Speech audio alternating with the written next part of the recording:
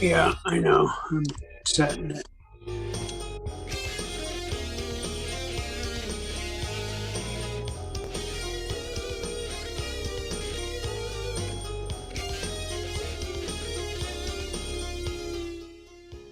Oh my God. Ladies and gentlemen, that's who we love and that's who we serve. Welcome to Innervision FM. You.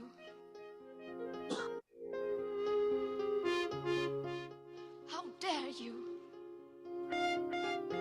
We do, as a matter of fact, we do dare.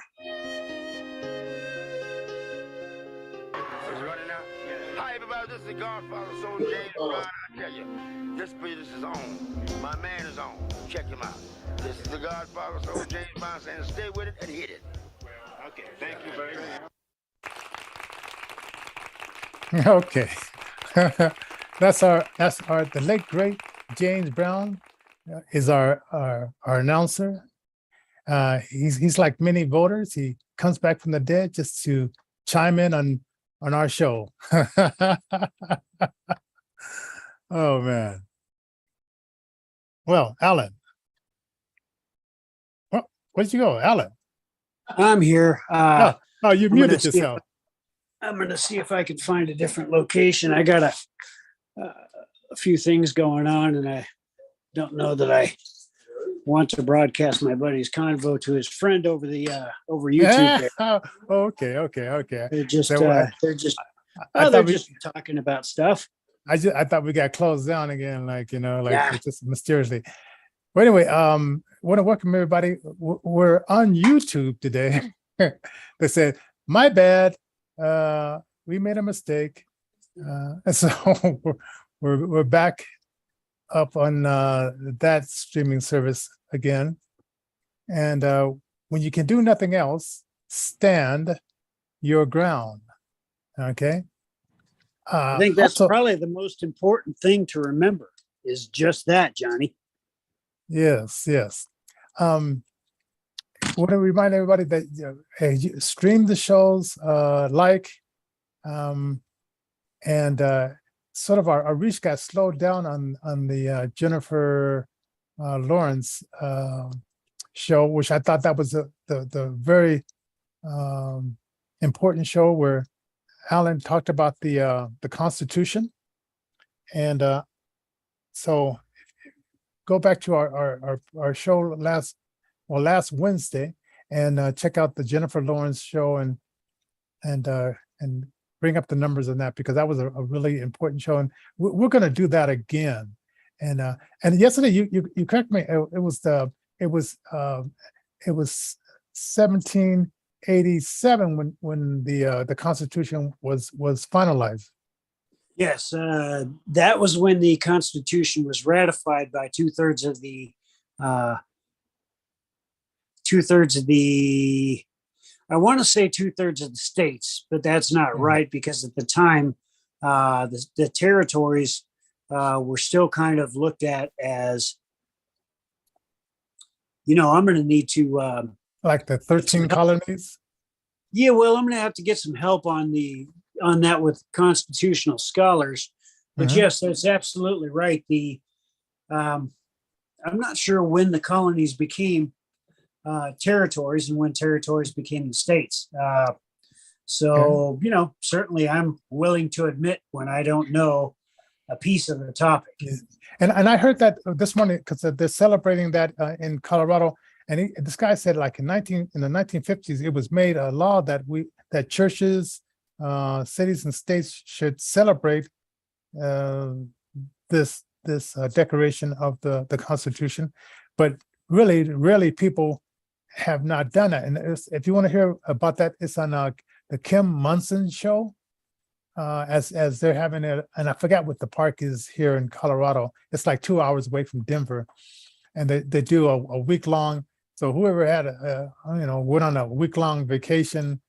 I mean, this is like, did you take the kids out of school, or is this mostly like older people, or because this is a week long, and then it culminates, I think, Saturday, just celebrating the Constitution and just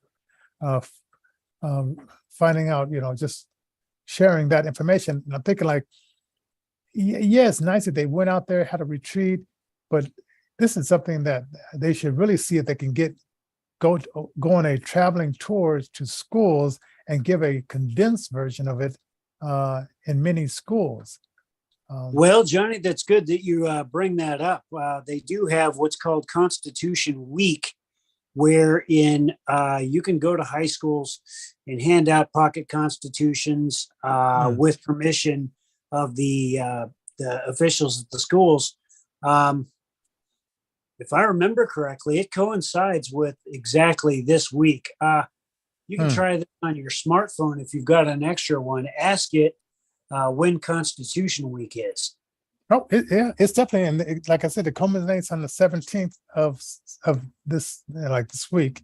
So, yeah, it's definitely this week. Because I mean, she's going to be Kim Monson is going to be the special speaker this coming Saturday, and this journalist from China who I forgot the web page, but she's been on Kim's show many times, so she's going to be on Saturday on Saturday as well to talk about like not letting America become like China. So that is it's a good series. I just we've been doing a lot of stuff this week, so I just didn't plan to go 2 hours away and then spend like a week.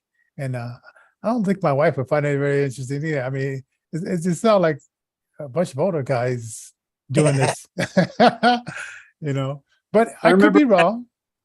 I remember back in 2013, 2014, I was going around and handing some pocket constitutions out to folks in high schools and that kind of thing. I did have to garner permission from the school principals to go ahead and go in there and do that.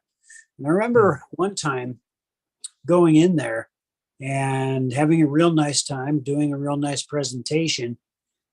After I was done, a official, I'm not sure if it was a teacher or if it was a school board member, I'm not even sure whether it was a principal, I just couldn't say who it was. But this individual came up to me and kind of, hey, Alan, do you know that this particular document can be construed as a document, well, I don't want to say the word, but a document that can foment certain belief structures. Like the Bible? Well, certainly like the Bible. I don't want to use the word tear. Yeah, I got you. Yeah. The T word. So, yeah, the T word. She said, that could be listed as a T word document. So basically I was like, well, how can our founding documentation be listed as that? And it stuck with me. And I remember just as our most popular president ever elected, getting more votes than even our esteemed President Barack Obama, he basically decided to place trigger warnings upon our National Archives with the foundational documents, the United States Constitution. You can go to the National Archives today and you'll see trigger warnings placed upon that. That's going to have a chilling effect in my mind, especially if you've got a teacher that wants to teach their high school children about, or high school students, I should say, about the Constitution and that kind of thing. It does make it difficult when you see things like, hey, the language might be a little outdated. There might be a few things in here that might make you mad. So just so you know, we want you to know that thing. And, teachers and sensitive students, individuals that, snowflakes, for lack of better analogy, might not want to get in there and really learn what is in those documents. Yeah. Oh, and I want to remind everybody, we do have sponsors for the show. We have Dr. Richard Damiano, who does corneal transplants. We have our Christian Brothers Moving Company. We have Denver Foundation, Wells Fargo. We have Eeny Meeny Grant and the Denver Arts Foundation. It's Colorado Arts Relief Fund. Yes, yes. And then I think that's all the sponsors. So so we like to thank them for like sponsoring several months of our shows and helping me to promote stuff too, as far as like our Innervision and stuff like that, and just get some things done that I wouldn't normally be able to get done if I was just depending on me paying for it. And we like to encourage people to also donate as well, support our nonprofit Innervision Records by going to paypal.me/Innervision Denver. That's paypal.me/Innervision Denver, and listen to our radio station on Live 365, and it's KINV as in Victor -DB Innervision FM, or you can go directly to our website innervisionfm.com and check out the station, and there's a PayPal there button there where you can check as well. Now today I was reading Corinthians 1 Corinthians 14 verse 1 through 5. Oh boy. And it was talking about speaking in tongues or prophesying, and basically Paul was saying, you know, it's great that you guys are speaking in tongues, and I do it more than any of all of you. Yeah, right. But when some person who doesn't know you people, they walk into the midst of you and they hear you babbling in tongues and they don't understand a thing you're saying, how is that gonna edify, first of all, each other, and how's that gonna bring that person to know Christ, right? And so he's basically saying, hey, it's great that you have the gift of tongues, but I would prefer you to have even more the gift of prophesying, because that edifies everybody in the body, not just yourself. So we don't want to be selfish, but just you want to give back. And that's the gist that I got out of that those verses in that chapter. Well, let's take a look at it. This follows what's called the love chapter in a lot of translations. Chapter 13 of the book of 1 Corinthians is often talked about as the love chapter. In all of the functions as to what love does. Other translations call it charity. But anyway, 14 starts with follow after charity and desire spiritual gifts, but rather that ye may prophesy. Just like what Johnny was saying. For he that speaketh in an unusual tongue speaketh not unto men, but unto God, for no man understandeth him. Howbeit in the spirit he speaketh mysteries. Now, that's a really old style way of saying this is God's language. You're going to, when you start Sudokise, blah, blah, blah, blah, all this neat stuff, you're speaking a spiritual language that cannot be understood by man or by the adversary, which is Satan. Yeah. And so or like in the book of Acts, the first part, when everybody there heard them speaking in different tongues, but they said we hear them speaking in our languages. So maybe it's not your language here in America or wherever you are from out there in Europe or whatever, but it's a language of someone somewhere else. That is awesome that you bring that up. I will tell you why, Johnny. I have a roommate that was in the hospital about a year ago, or maybe it was 2 years ago now. And he was praying for folks right around during the COVID times. He ended up having to stay for a while because, he had kind of contracted it a little bit. And he's sitting there and he's praying in tongues, and he's, interceding for all these folks in the spirit. And one of the, I'll have to ask him again, but it's either a nurse or I'm not sure how it went. I'm almost thinking it was a nurse. And she came in and she says, "How do you know the language of my fathers? I come from Africa, if I remember correctly. How do you know that language, and how do you know what to pray for?" And my roommate was just, praying in tongues, interceding in the spirit for these folks. And it backs up the idea that not only is it a language, a spiritual language that God gives to folks, but it's also a situation where there was somebody right there to go ahead and interpret some of that language and notice, hey, that's Swahili. You know what I mean? Wow. Yes, definitely. And they said the same thing back in the book of Acts. Like they said, these guys must be drinking at this time of day.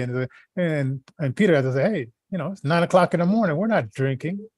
And and so it was just very interesting how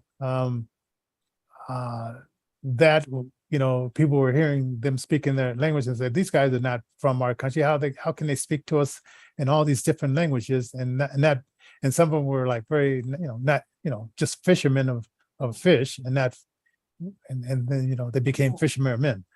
But yeah, you can go ahead and continue from there.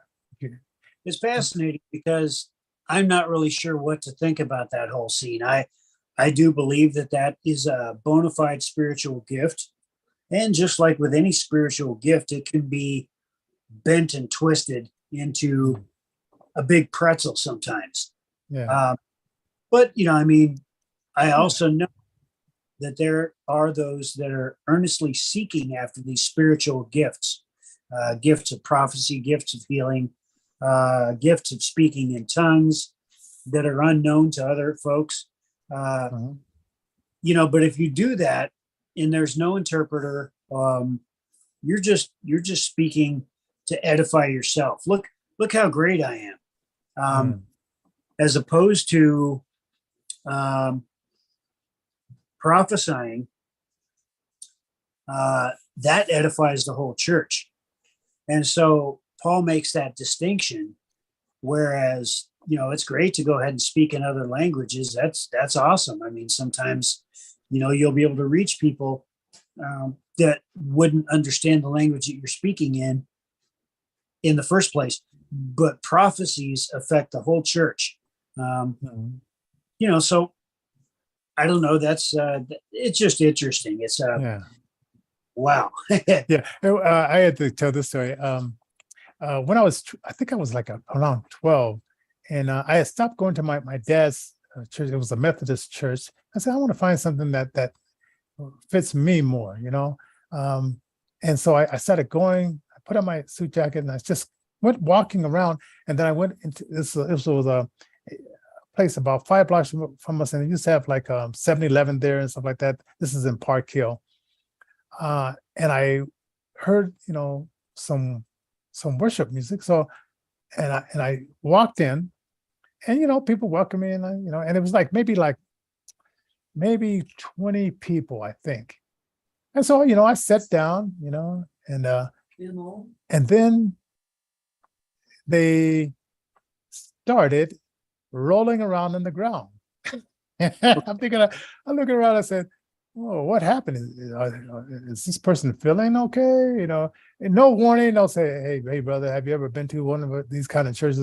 They just started, getting into their thing, right? And then I simply, slipped out the door, because I said, this is not exactly what I was looking for. And then I found out that there's something called holy rollers, where they roll around on the floor. But I didn't know this. I'm only 12 years old. I didn't have books accessible to me as far as like Braille books or large print books, or I couldn't read Braille well. And I didn't know at that time, I didn't know Braille, but I couldn't read large print. and I didn't know where to find out the information, like what this was. And then I finally, there was no internet back then when I was 12 years old. Sure. So, so it was just interesting though. So sometimes, like Paul was saying, people, unbeliever or someone will walk into your midst of you, and you guys are rolling around and speaking in tongues and not interpreting it. And how's this person going to know? He's going to think you're crazy, basically. John, it's an interesting point that you're bringing up here. The term holy roller was coined by a phenomena which some people call being slain in the spirit. So basically what happens here is just like what you said, the Spirit of the Lord or the Holy Spirit or the Holy Ghost or, all these terminologies, whatever. It's this great force that comes upon you as a person, and you lose control of your ability to stand. So you fall. Sometimes you start speaking in tongues directly then. Other times you start prophesying.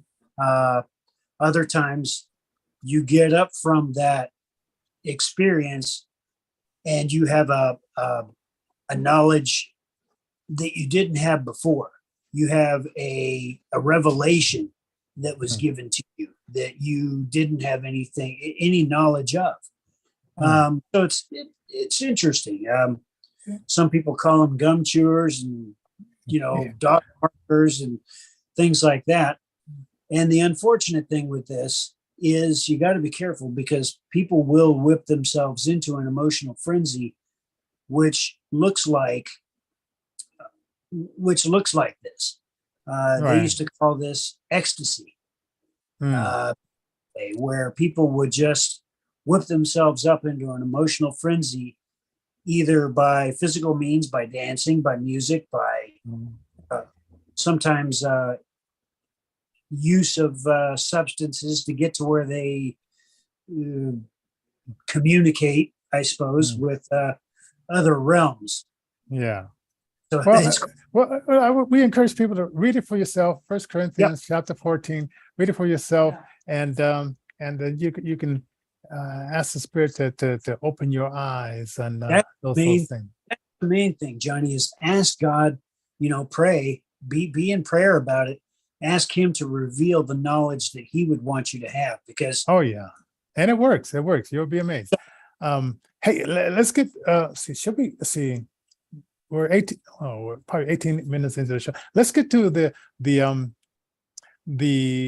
imminent strike, not light rail strike, but train strike, rail strike, and how it would affect people. Because I heard that it will affect about $2 billion worth of things that are going on here in America, things that are being shipped by train.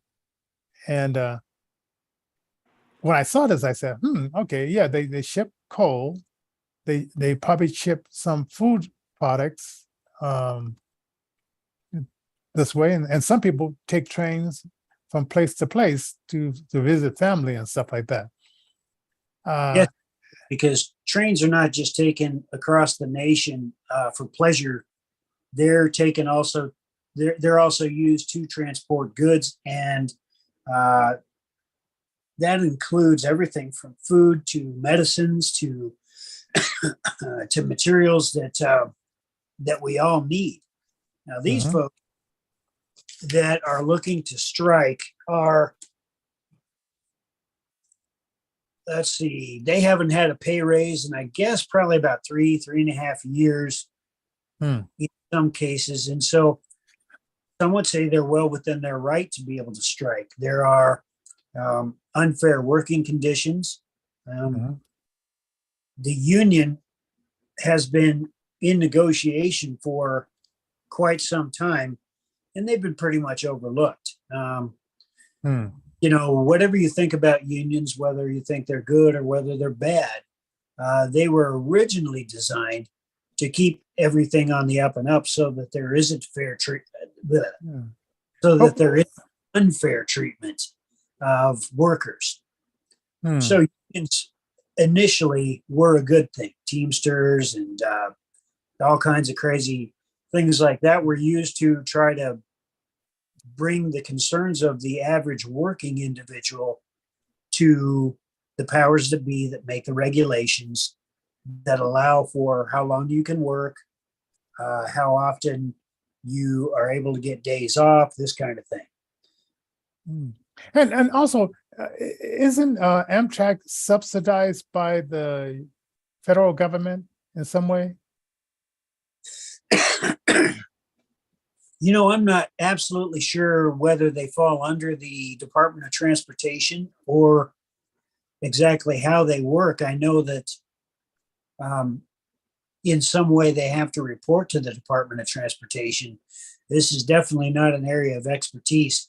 I do know that there has been some unfair treatment, and so there have been some rumblings about a rail strike for the last couple of months, even to the point where President Joe Biden has said, hey, that's against the law. You guys can't strike. You guys are a federally needed entity, much like the law enforcement, much like the hospital staff that we need. I mean, you guys are a needed service. So therefore, you guys are not legally allowed to strike. Okay, I just read, okay, in 1971, the Amtrak was founded, and it is funded by state and local government funding, but it's managed as a for-profit organization. So anytime the government gets involved with subsidizing something, I don't know, it just doesn't end up good. Just like they're taking land, they're buying land up, and they're saying we're going to have this as free space, and they're buying it, changing it from public to federal land, and that's sort of like competing against people that would otherwise buy land on property, which I'm sort of getting off the track here, but I'm just saying whenever the federal and government gets involved with subsidizing something, it just doesn't end up good. I do know that the private sector, if they're allowed to run, and if the average citizen is allowed to kind of govern their own things and take charge of their own stuff, they have a better vested interest. Oftentimes when the government does get involved, sometimes it's all about the kickback. It's all about the subsidized money. And so therefore, oftentimes what does happen is this quiet quitting that's going on nowadays in all places has the potential to take place because, of course, well, you're getting a subsidized stipend or paycheck anyway. It doesn't matter what kind of work you do. So you could theoretically do the smallest amount of work, still get the same amount of pay. And because you're subsidized for X number of years, because a certain grant or a certain package had been passed with money in there, like a certain piece of legislation, you're still going to get paid whether you do a good job or whether your job is not quite the best, and that kind of thing. So in my mind, I always want to say that less government is always better. It just frees up the average individual to step up to the plate. And if that happens, then the cream of the crop will always rise to the top. Yeah. And this wasn't on the topics, but just yesterday, the city of Denver, the non-elected board city councilman just passed a bill that they took $2 million of the COVID funds and has decided to do an experiment with 140 homeless women and non-binary people to either give them $6,000 upfront and then $500 a week, or give them, let's see, 1,200 a month for the next year, and see, It's 1,000 in months. yeah, and so they have decided to give this to the people for a year with no stipulations of what you can do with this money or what you should do with the money. Just here's free money. So So a bunch of, or actually 140 non-binary or women can apply for this grant and get just some free money. right.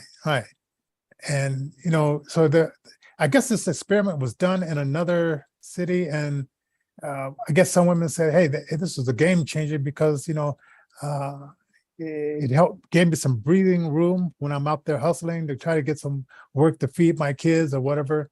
The non-binary, I'm not sure, maybe if you're going around dressing like a woman. Well, there's places here in Denver, there's a makeup shop we go to downtown that, there's guys dressed up as women with the makeup and all that kind of stuff. So they're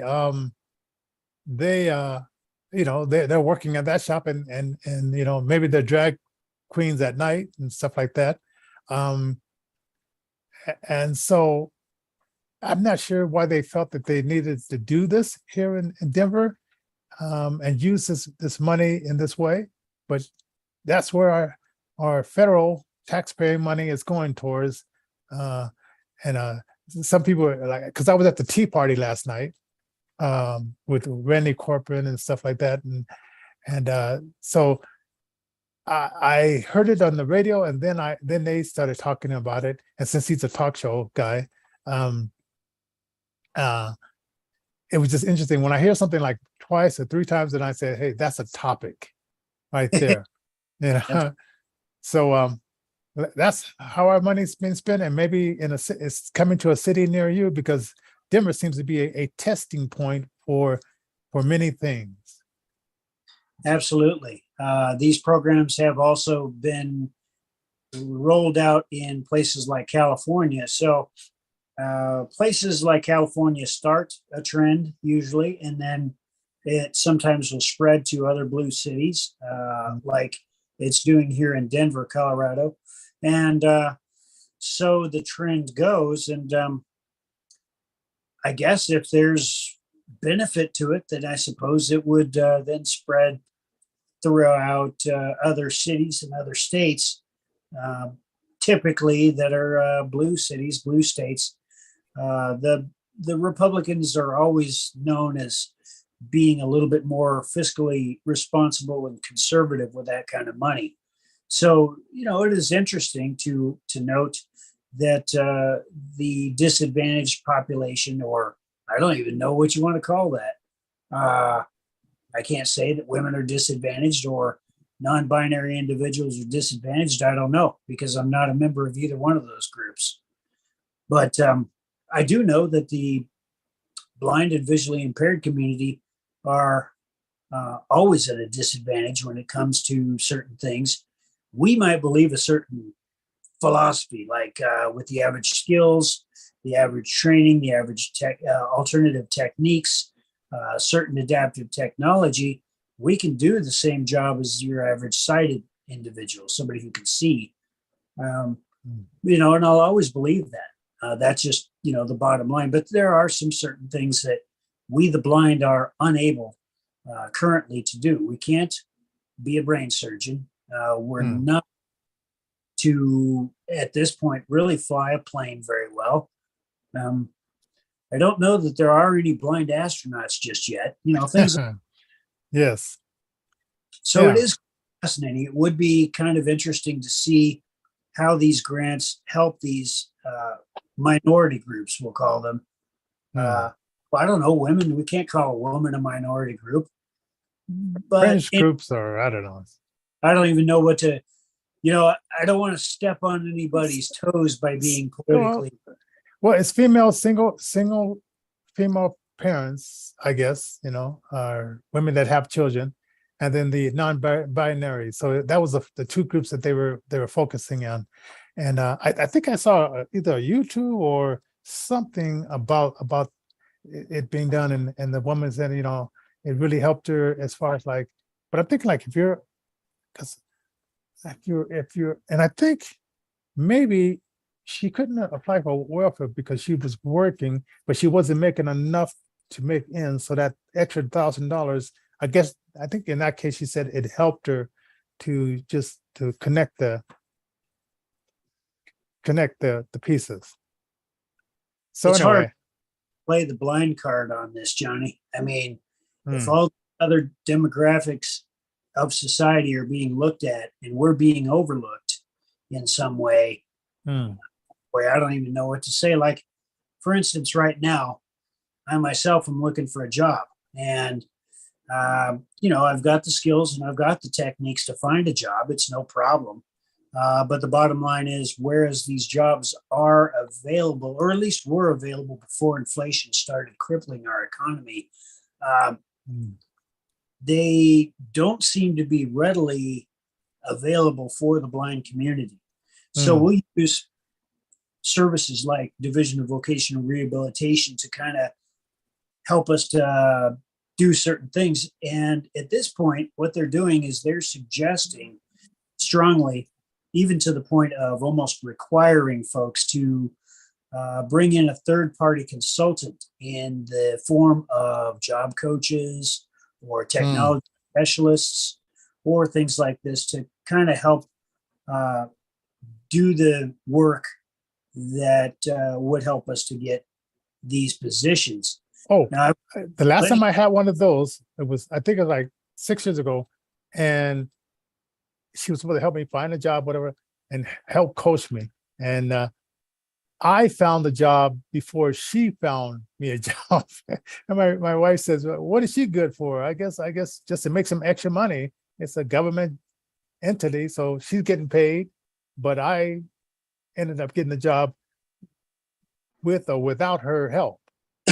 You know, it's interesting because I had approached the Division of Vocational Rehabilitation with the idea of becoming a vendor and doing that myself. Now, of course, I don't have a small business, but I would, you know, approach most recently, as a matter of fact, I said, hey, now why don't I just go to work for one of these technology specialists and be on staff to work with them and to just kind of help them in an ancillary kind of format, you know, some sort of way that you know, I could take a little bit of load off of their plate. And what was Yeah. their response? Well, their response was, no, we can't really have you be doing any of that because that would be a breach of confidentiality. You would Huh. know about potential other clients, you know, and you could theoretically then take that knowledge and whatever, do something with it. Hmm. And, you know, it's interesting. How do you break into that field? Well, I have no idea. I guess unless you become the in crowd and part of one of them by going through college and getting certain of degrees and that kind of thing, I guess it's out. You can't really go to work for one of these places that have technologies or do Yeah. certain things, Yeah. at least not easily. Well, ladies and gentlemen, if you're wondering like why we're talking about these blind issues, but that's what Innervision FM, this show is about. We talk about political stuff, we talk about social stuff, and then we also talk about some of the blind issues. And if we like to invite you to subscribe to our channel. Also, we want you to like it, share it, and give us some feedback in the comment line. Like sometimes it might take us like maybe 24 hours to respond, but we'll read those comments, and we thank you for the people that have liked our the Facebook, Twitch, and these other platforms. We get some comments and we get some likes through there as well. So hey, let's call it a day. Let everybody have a fantastic weekend. And on the 17th, I think it's in Granby. I'm not sure where it's in Colorado, but celebrate the Constitution. maybe even break out the Constitution and read it for yourself and get a deeper learning of why this country was made and why it is great as a Johnny? concept. Yeah, absolutely. All right. You take it easy. Have a fantastic weekend, Alan. God bless you, Johnny, and God bless everybody.